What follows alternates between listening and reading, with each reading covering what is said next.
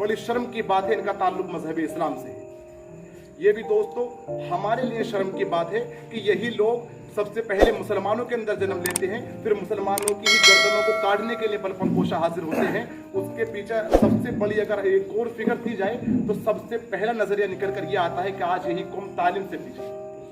अगर बात असदुद्दीन ओवैसी की मैं आपसे दोस्तों करने लगूं, थोड़ी कोशिश कीजिएगा, अगर दोस्तों बाद में असदुद्दीन ओवैसी साहब की करने लगूं तो एक मकाम ऐसा आया था, एक वक्त ऐसा आया था, असदुद्दीन ओवैसी साहब की घर के अंदर उनकी बेटी की शादी थी।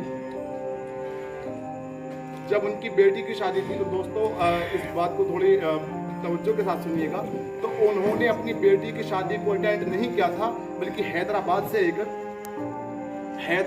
लेकर दिल्ली के पार्लियामेंट में जाकर मुसलमानों की आवाज को उठाने के लिए, जब ट्रिपल तलाक का मामला उठाया जा रहा था, CAA का मामला उठाया जा रहा था, NRC का मामला उठाया जा रहा था, जब आपकी और हमारी माएँ बहनें वहां पर बैठी हुई थी, प्रदर्शन कर रही थी, मगर दोस्तों उनको वहां पर गालियां दी जा रही थी, स्टेजों से ये कहा जा रहा था कि मुल्ला काटे जाएंगे, बहुत तरह वजह के हमारे ऊपर नारे लगाए जा रहे थे मेरे भाइयों बुजुर्गों दोस्तों। मगर उस वक्त के अंदर हैदराबाद से निकलकर दिल्ली के पार्लियामेंट में जाकर जालिम की आंख से आंख मिलाकर असदुद्दीन ओवैसी साहब ने पर्चे को अपने हाथ में उठाया था और उस पर्चे को की मजम्मत की थी और ये फरमाया था कि ये पर्चा हमारे इस्लाम की मजम्मत करता है, हमारे मजहब की तौहीन करता है। मगर मेरे भाइयों बुजुर्गों दोस्तों, जब असदुद्दीन ओवैसी साहब ने उस पर्चे को पढ़ा था, साहब उसका क्या नाम है नजरिया ये निकल कर सामने आया है, कौले नबी इरशाद खुदा फरमान न बदला जाएगा, बदलेगा लाख जमाना लेकिन इस्लाम न बदल जाएगा। वही वक्त आ चला है कि आज हमको कांधे से कांधा मिलाने की जरूरत है, आज हमको अपने सफों को दुरुस्त करने की जरूरत है, वरना मैं आपसे इस बात को कह सकता हूं वो दिन दोस्तों दूर नहीं है जब हमारे मारने की साजिशें रची जा रही हैं। मेरे भाइयों बुजुर्गों दोस्तों, कर लेगा तो यही पैगाम खानपुर से निकलकर पूरे हिंदुस्तान तक जाएगा कि वाकई जुनैद मलिक साहब ने, हाफिज मोहम्मद साजिद साहब ने वहां पर तरह तरह से लोगों को यकजा करने के बाद ये मैसेज, ये पैगाम पूरे हिंदुस्तान को दे दिया था कि आज अभी मजलिस वाले जिंदा हैं, दुनिया को जगाकर दम लेंगे, हर हाल में अपना हक लेंगे, इज्जत से जिए तो जी लेंगे या जामे शहादत पी लेंगे। इंसानियत की जरूरत है, एक होने की जरूरत है, वरना हज़रात गिरामी अगर हमने अभी भी अपनी कौम को तालीम नहीं दी तो उसके लिए अल्लामा इकबाल ने यूं भी फरमाया था कि अल्लाह से करे दूर वो तालीम भी फितना, अब लाख भी औलाद भी जागिर भी फितना, ना हक के लिए उठे वो शमशीर भी फितना, शमशीर ही क्या नाराए तकबीर भी फितना। मेरे भाइयों बुजुर्गों दोस्तों, तो हमको आज फितनों से बचना होगा, इंसानियत का दर्ज देना होगा। आइए मैं इस सिलसिले को आगे बढ़ाता हूँ और मैं इस वक्त दोस्तों आपकी मदद करने के लिए, आप लोगों को इकट्ठा करने के लिए पल पल कोशिश मेहनतें आपके सामने मंजर आम पर लेकर आए। मेरी मुराद है जनाब हाफिज मोहम्मद साजिद साहब से, मैं उनसे दरख्वास्त करना चाहता हूँ, तशनलिफ चिड़िया के मुंह में कर नमी आ जाएगी, तेरे दरियाहे करम में क्या कमी आ जाएगी, और हाफिज साहब चाहने वाले तुम्हारे मुंतजिर हैं आज भी, तुम आ जाओगे महफिल में जिंदगी आ जाएगी।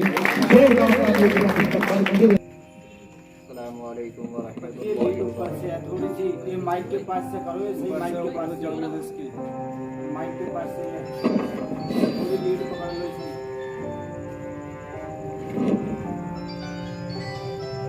आज जो ये मजलिस का जो प्रोग्राम रखा गया है, असल मकसद क्या है कि इस मजलिस को बढ़ाना है। आगे 1 रुपये हमें सबको एकजुट होकर यहाँ अपनी कौम इत्तेहादुल मुस्लिमीन के लिए आगे काम करना है, ताकि हमारा कोई ऐसा रहबर हो हमारी सुन सके। आज हमारी सुनवाई नहीं है कहीं पर भी, इसलिए जो हमारा यहाँ पे जो जुड़ना हुआ है वो नगर अध्यक्ष की वजह से जुड़ना हुआ है। कोई ऐसा चेहरा आप ढूंढ के बताएं जिससे कस्बे का नाम रोशन करे, अपने इलाके का नाम रोशन करें, इसके लिए मीटिंग रखी हुई है। आप सभी हजरात से दरख्वास्त रखते हैं, ज़बान लब नहीं खोला करते, चांद के सामने तारे नहीं बोला करते, हाफिज साहब आज तो आप भी शीशे की तरह बोल उठे, हम तो समझे थे कि पत्थर नहीं बोला करते। ये थे जनाब हाफिज मोहम्मद साजिद साहब, जो बहुत ही मखसूस पैगाम हमारी इस बज़म को दे रहे थे। दोस्तों बस यही महसूस हो रहा था कि तीरगी में सुबह की तनवीर बन जाएंगे हम, तीरगी में सुबह की तनवीर बन जाएंगे हम, कहानी तुम लिखोगे ताबीर बन जाएंगे हम। आज होते लिख रहे हैं बेबसी की दास्तां, लग रहा है दर्द की तस्वीर बन जाएंगे हम। हजरात ग्रामी, आइए सिलसिले को आगे बढ़ाते हैं। अब क्यों न उस शख्सियत से हरफ इल्तिमास की जाए जो दानिशवर भी है और बल्कि दोस्तों आपके कस्बे की जानी पहचानी सी शख्सियत है।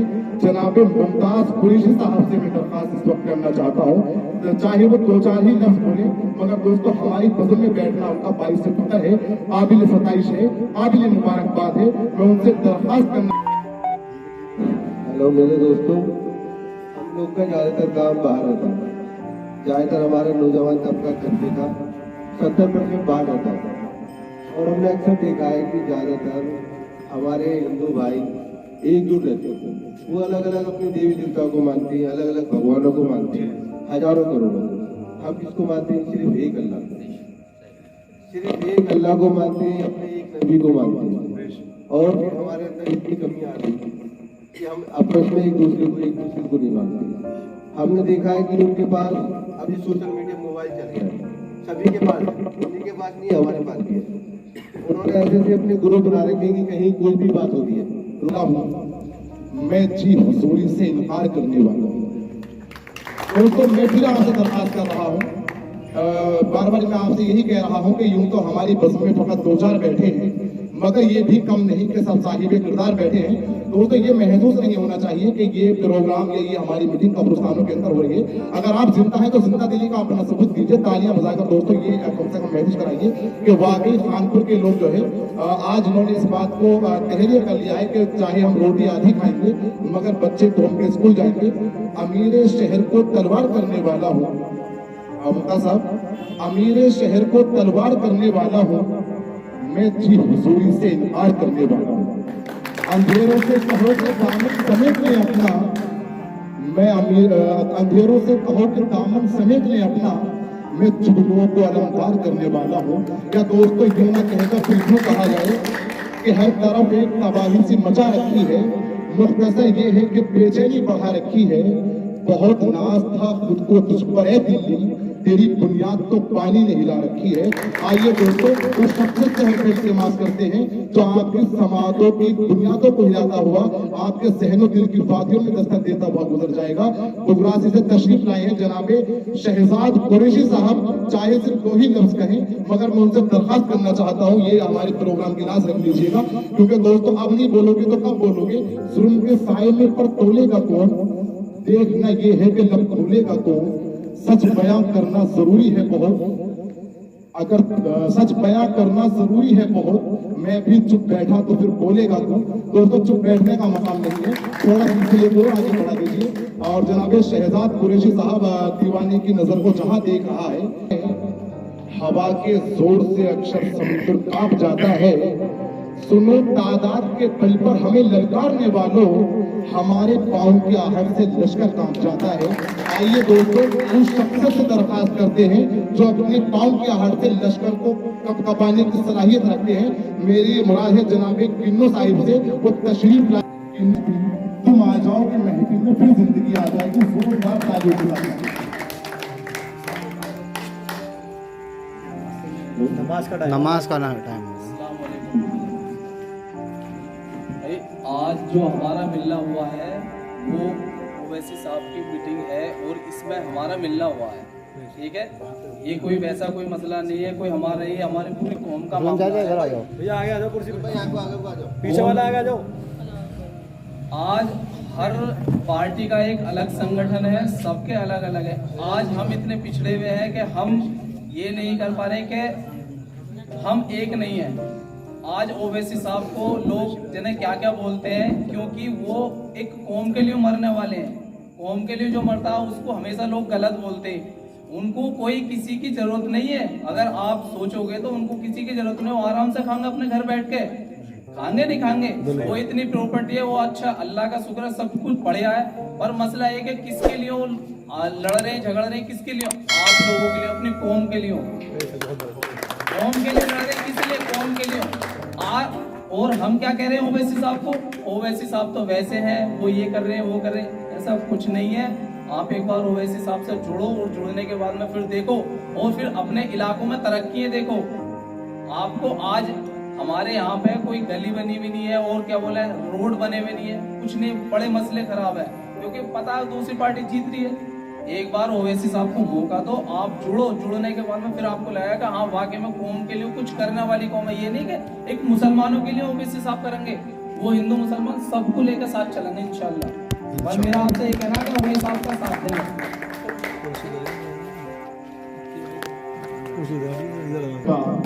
सबों को काट के सब तालियां लेनी चाहिए।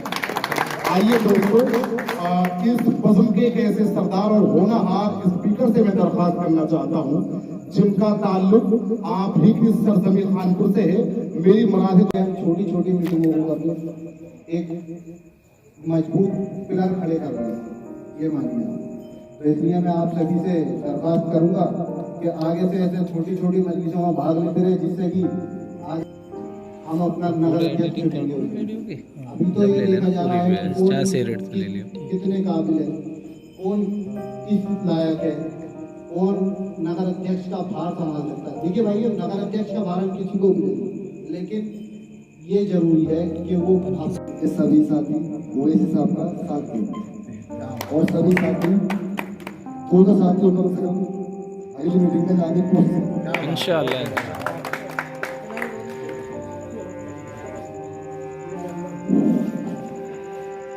सच बोल दूंगा तो हुकूमत मार डालेगी, बहुत होशियार रहना है यहाँ सभी हिंदू मुसलमान को लड़ाकर वरना आपस में सियासत मार डालेगी। आइए दोस्तों, इस सिलसिले को आगे बढ़ाते हुए उस शख्स से दरख्वास्त करना चाहता हूँ जो जालिम को जालिम कहने का हौसला रखता है, जो अपने कलम की ताकत से, अपने खिताब की ताकत से जालिम को जुल्म के आशियाने को उठाने की सलाहियत रखते हैं।